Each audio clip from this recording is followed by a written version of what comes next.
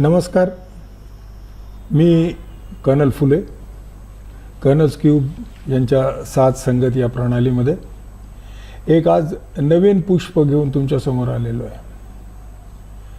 एकटेपणाबद्दल आपण बरंच ऐकलं आणि मला या दृष्टिकोनातून बरेच प्रश्न लोकांनी विचारले की तुमच्या यूट्यूबवर चॅनलवर बघितलं, परंतु आम्हाला एकटेपणा जर घालवायचा असेल तर काय सुरुवात करायला पाहिजे हे आम्हाला जर सांगितलं तर बरं होईल.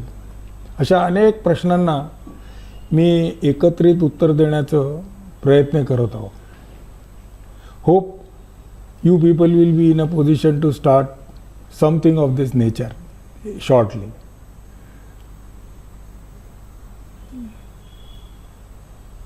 याला मी 10 आज्ञा किंवा 10 कमांडमेंट्स म्हणतोय. आता पहिले आपण त्या 10 कमांडमेंट्स बघूया काय आहे, किंवा 10 आज्ञा ह्या काय आहेत, आणि नंतर आपण त्याच्याबाबत कसं करायचं, काय करायचं, केव्हा करायचं याबाबत विचार विनिमय करूया. तुमचा एकटेपणा पहिली गोष्ट म्हणजे तुमच्यावर अवलंबून आहे. So this should be underline. तुमचा एकटेपणा हा फक्त तुमच्यावर अवलंबून आहे. जसं मी तुम्हाला सुखाबद्दलही म्हटलं होतं की तुम्हाला दुःखी करायला तुमच्या परमिशनशिवाय कोणीही हात घालू शकत नाही, तसंच एकटेपणाबद्दल आहे. तुमचा एकटेपणा दुसरा कोणी घालवू शकणार नाही. त्याच्यामुळे तुमच्या एकटेपणावर दुसऱ्यावर अवलंबून राहू नका. दुसरी गोष्ट, तुम्ही जवळीक निर्माण करू शकता ज्याचा इतरांना पण फायदा होऊ शकतो. जवळीक कशी करायची वगैरे वगैरे हे आपण नंतर सखोल बघूया. परंतु एक उर्दूमध्ये फार सुंदर गझल म्हटल्यातलं आहे की जिस्म की बात नहीं उनके दिल तक जाना है, जिस्म की बात नहीं उनके दिल तक जाना है, लंबी दूरी तय करने में वक्त तो लगता है. तेव्हा हॅव पेशन्स. दुसऱ्याच्या मनात तिसरी गोष्ट लक्षात ठेवा, आपण आपल्याकरता जागा निर्माण केली पाहिजे. समोरच्या माणसाला leave aside the female or male and all those things, दुसऱ्याच्या मनात आपल्याला जागा करता आली पाहिजे. आणि त्याकरता नुसतं शारीरिक अट्रॅक्शन म्हणून त्यांच्याशी घसट करण्यात काही अर्थ नाही. त्यांच्या मनात आपल्याला घर करायला जमलं पाहिजे. तुमच्या एकटेपणाबद्दल स्वतःला दोषी मानू नका. इतरांना पण तुमची गरज आहे हे लक्षात असू द्या. कारण जसं आपण म्हणतो संभाषण हे दोघांमध्ये होतं, एक बोलणारा एक ऐकणारा. त्यामुळे जर कोणी बोलणाराच नसेल किंवा कोणी ऐकणाराच नसेल तर संभाषण होऊ शकत नाही. That is the same case with एकटेपणा. कोणालाही त्याची गरज भासत आहे हे तो ओपनली सांगू शकत नाही. ते तुम्हाला निरखून पारखून बघायला पाहिजे. इतरांची जबाबदारी किंवा इतरांच्या बाबतीत जवळीक साधण्याचा प्रयत्न करा. योग्य संधी शोधा. आता आपल्याला एकटेपणा घालवायचं आहे, त्याकरता आपण योग्य संधी ही हुडकून काढली पाहिजे. आणि त्याकरता आपल्याला योग्य ती वातावरण होऊ शकतं की नाही, पोषक आहे की नाही याबद्दल पण विचार करा. Don't ask some funny questions in a funny situation. मी जेव्हा हे म्हणतोय तेव्हा एक लक्षात ठेवा की आपण योग्य ती वेळ ती काय करायचं त्यावर विचार करायला पाहिजे. इतरांकडून जी अपेक्षा आहे, तुमची इतरांकडून जी अपेक्षा आहे तीच तुमच्याबद्दल इतरांची पण अपेक्षा आहे. तेव्हा तुम्हाला जर प्रेम करायचं असेल आणि लोकांनी तुमच्यावर प्रेम करायला हवं असेल तर तुमच्याजवळ काहीही चॉईस नाही, परंतु तुम्हाला सुद्धा दुसऱ्यांवर प्रेम करायला यायला पाहिजे. तुम्ही पहिले पाऊल उचला, एकटे कमी होण्यास सुरुवात होईल. Now again as I said, you are responsible. तेव्हा पाऊल पहिलं तुम्हाला उचलायला पाहिजे. नॉर्मली वादविवादामध्ये आणि भांडणामध्ये हाच प्रकार असतो शरणागती कोणी पत्करायची? But why don't you start? एकटेपणा आपल्याला घालवायचा आहे, तेव्हा आपण पावलं उचललेली योग्य. आता या 10 आज्ञांकरता, या 10 कमांडमेंट करता आपल्याला काहीतरी प्रकारचं कौशल्य, हातोटी, स्किल डेव्हलप करायला पाहिजे. मग ती कशी करायची? सगळ्यात प्रथम म्हणजे परत स्टार्टिंग फ्रॉम युअर सेल्फ, आपल्या गरजा काय आहेत ते ओळखा. आपल्याला नुसतं बडबड बडबड बडबड करायला आणि कोणीतरी ऐकायला म्हणून कंपनी पाहिजे? फेअर.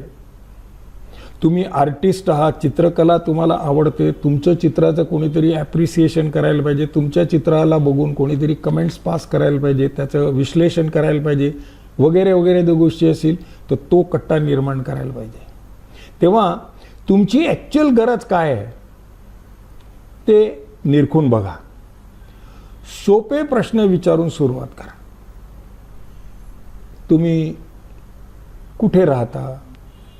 तुम्ही काय करता? इथनं जर सुरुवात केली तर naturally somebody is doubting your integrity. तेव्हा आपण फिरायला जात असताना जर कोणाला भेटलो असेल तर त्याला आपल्याला विचारलं पाहिजे की तुम्ही कशात इंटरेस्टेड असता? तुमचा छंद काय? तुम्हाला रोज फिरायला यायला आवडतं का? वगैरे वगैरे. आणि तिथनं कॉन्व्हर्सेशनला सुरुवात झाली पाहिजे.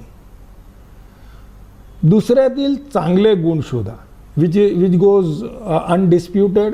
आपल्याला माहीत आहे, आपण जर लोकांचे फक्त अवगुण ओळखायला सुरुवात केली तर that is going to be troublesome.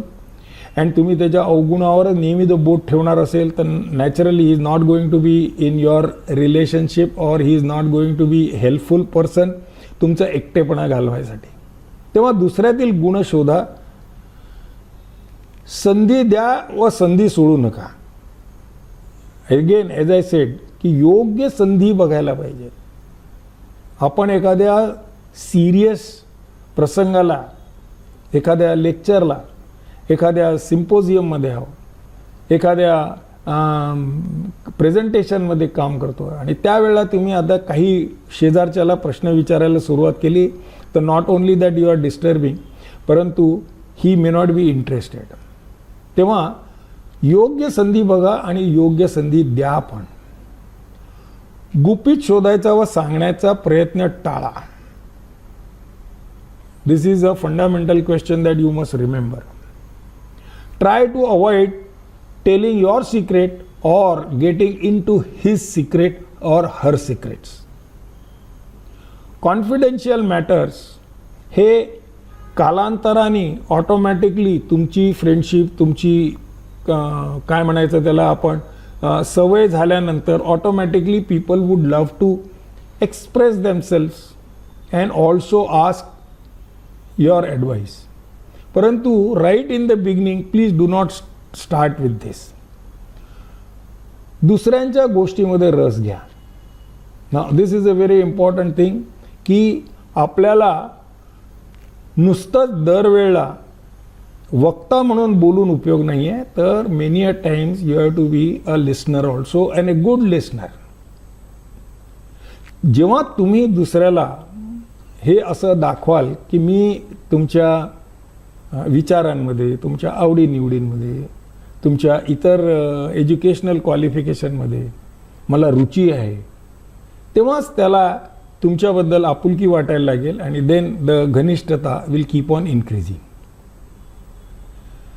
मनावर व कृतीवर नियंत्रण ठेवा.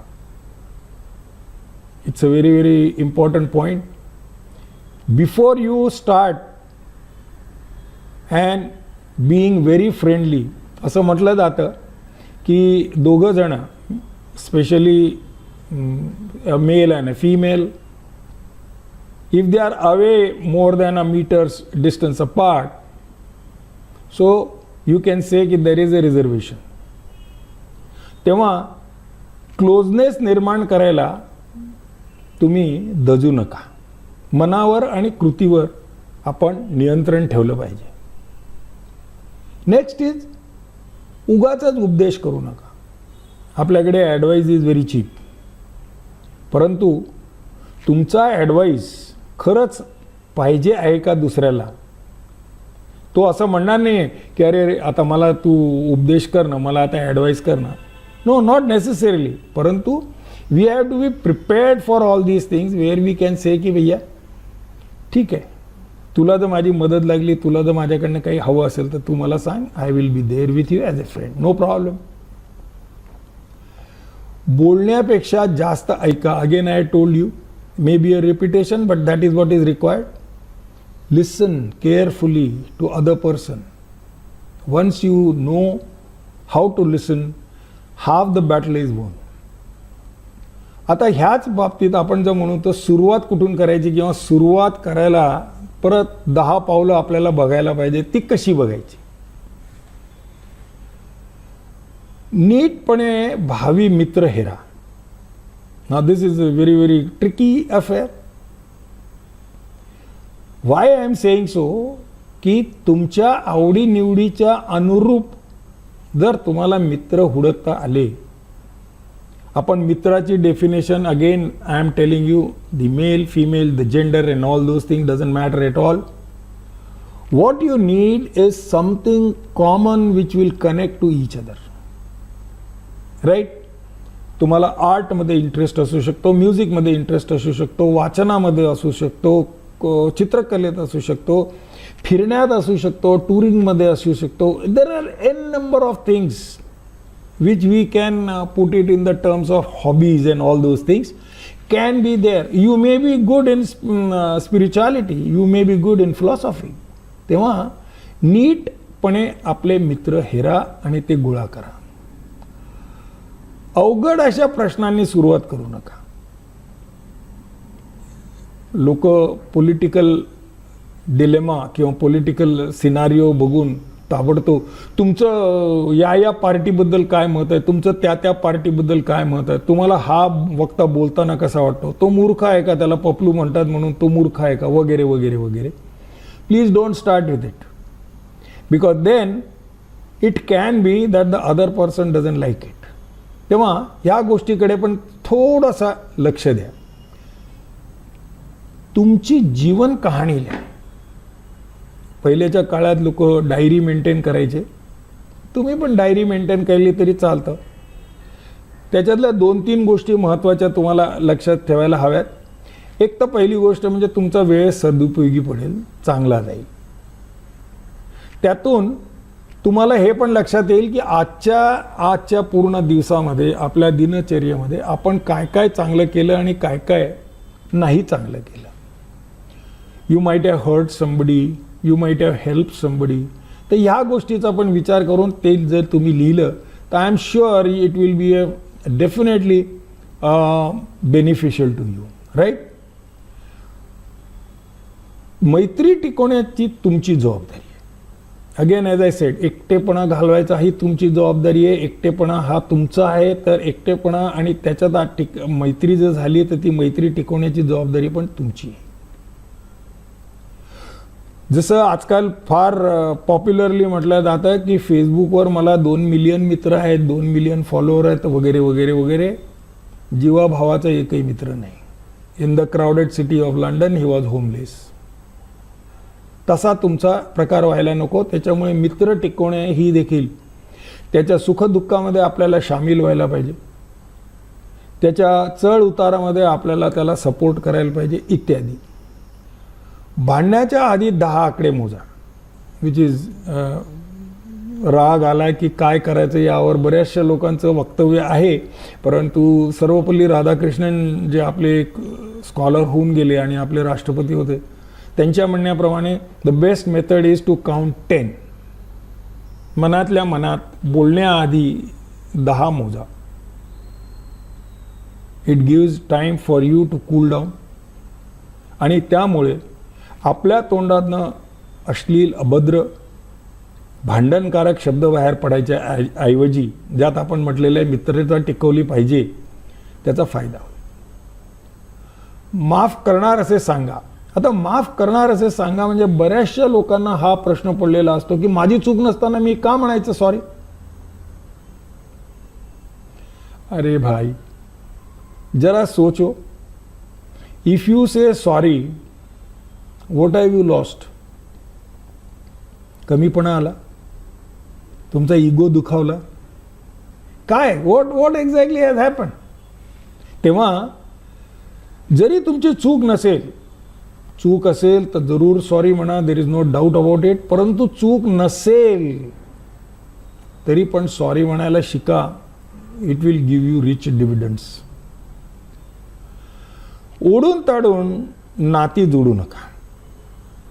बऱ्याचशा लोकांना सवय असते की अच्छा अच्छा त्यांचा तो का जोशी, अच्छा अच्छा ते पटवर्धन का, अरे हो हो ते इकडचे का, अहो ते लिमये का, हे असं, अहो ते का असं. आणि उगाचच मग नाती जोडायचा प्रयत्न करा. कारण समोरचा जर या गोष्टीला दाद देत नसेल तर तुम्ही ओढून ताडून मैत्री करायचा प्रयत्न करू नका. It will not last long. एक दिवस तरी एकांतात घालवा. आता एक दिवस मी म्हटलेलं आहे, इथे आपण ऑलरेडी म्हणतोय की मला एकटेपणा जाणवतो आणि on top of that I am now telling you की एक दिवस तरी एकांतात घालवा. Start with half an hour, 1 hour, 2 hours. एकांतात म्हणजे काय? I am not telling you की तुम्ही जा हिलवर जा, हिमालयात जा, तिथे बसा वगैरे आणि वापस या. नो. एकांतात म्हणजे if you are fixed any time, that time should be exclusively used for you. That includes no disturbance from wife, no disturbance from children, no cell phone, no computer, no TV, nothing. करून पहा. कमीत कमी असा एक जरी तुम्ही दिवस घालवला तरी तुम्हाला रिज्युव्हनेट झाल्यासारखं वाटेल, आपल्याला एक चैतन्य प्राप्त झाल्यासारखं वाटेल. हे जरूर तुम्ही करून पहा. आत्ता मी वर म्हटलेलं होतं की आपले सिक्रेट्स, आपले कॉन्फिडेन्शियल मॅटर सांगू नका. आता मी दुसऱ्यांदा तुम्हाला कौशल्यामध्ये सांगतोय की तुमचं गुपित, तुमचं कॉन्फिडेन्शियल मॅटर, तुमचं काहीतरी सिक्रेट जे असेल ते तुमचा मित्र जवळीक झालेली आहे तर त्याला सांगून बघा. तुमच्या लक्षात येईल की तो मैत्री किती घट्ट करतोय. येत्या 10 दिवसात अख्ख्या जगाला ती गोष्ट माहीत पडते की येत्या 10 दिवसात ती कोणालाही माहीत पडत नाही. That is a test. You can test it with one secret of your life and start. त्याला पण संधी द्या. द नेक्स्ट पॉइंट इज त्याला पण संधी द्या so that he can also, I will not say but vomit out what is the secret and where the shoe pinches. आता हे एकटेपणाबद्दल बोलल्यानंतर, एकटेपणा कसा घालवायचा याबद्दल बोलल्यानंतर आता मी तुम्हाला सांगतोय की एकांतवास चांगला पण असू शकतो का? गिव्ह इट अ थॉट की एकांतवास सुद्धा चांगला असू शकतो का? यावर तुम्हाला विचार करायला हवा. आपण डोकं भणभणायला लागलं किंवा things are out of control झालेले असेल तर आपण सहज म्हणतो लोकांना, म्हणजे आपल्या आसपासच्या लोकांना की कृपा करून मला एकटे सोडा, मला एकांतवास पाहिजे किंवा मला थोडा वेळ एकटे राहू द्या. I want my space. हल्लीचे मुलं जे वेस्टर्न कल्चर शिकत आहेत त्यांच्याकडे हा शब्द फार आहे, give me my space. So that is what actually एकांतवास. This particular aspect is a very very useful aspect. आत्ता मी जसं वर म्हटलं होतं की तुम्ही एकांतवासामध्ये 1 तास तरी घालवा, एक दिवस नंतर घालवू आपण. तसाच हा प्रकार आहे की तुम्ही ज्या वेळेला एकांतवासात राहता, आपल्याकडेची प्रथा आहे किंवा आपल्याकडे पूर्वापार चालत आलेला प्रकार आहे की लोक वानप्रस्थाश्रमात जायचे म्हणजे लिटररी घरदार सोडून चालले जायचे आणि they use to go to some hills, Himalayas, गुफांमध्ये राहायचं. आपल्याला काही साधू संत बनायचं नाही, राख लावून फिरायचं नाही आहे, नंगे साधू म्हणून देखील वागायचं नाही आहे. आपल्याला या सोसायटीमध्ये जगायचं आहे आणि या सोसायटीमध्ये जगताना आपल्याला ह्या सगळ्या गोष्टी करायच्या आहेत. तेव्हा ह्या गोष्टी करता तुम्ही याचा अध्यात्माशी फार जवळचा संबंध आहे हे विसरू नका. आणि ह्या एकांतामुळे नक्कीच तुम्हाला दिवसभराच्या, वर्षभराच्या, आठवड्याभराच्या, महिन्याभराच्या चुका काय झाल्या, काय नाही झालं याच्यावर विचार करायला वेळ मिळेल. आपल्या जीवनातील 75% समस्या, कटकटी, हेवेदावे, हे फक्त नातेवाईक, मित्र, मैत्रिणी, संवाद, समाज, गैरसमज यामुळे घडतात हे विसरू नका. असे असले ना तरी एकमेकांबरोबर राहायला, त्यांची जवळीक साधायला, एकटेपणा घालवायला अध्यात्म शिकवेल असे नाही, पण विचार तुम्ही जरूर करायला हवा. मला असं वाटतं एकटेपणा घालवायला आणि संगतीमध्ये राहण्याकरता आपण हा प्रयत्न जरूर केला पाहिजे. धन्यवाद. पुढच्या पुष्पामध्ये परत भेटूया. असंच काहीतरी तुमच्या प्रश्नांची उत्तरे मी देत राहील. Thank you very much.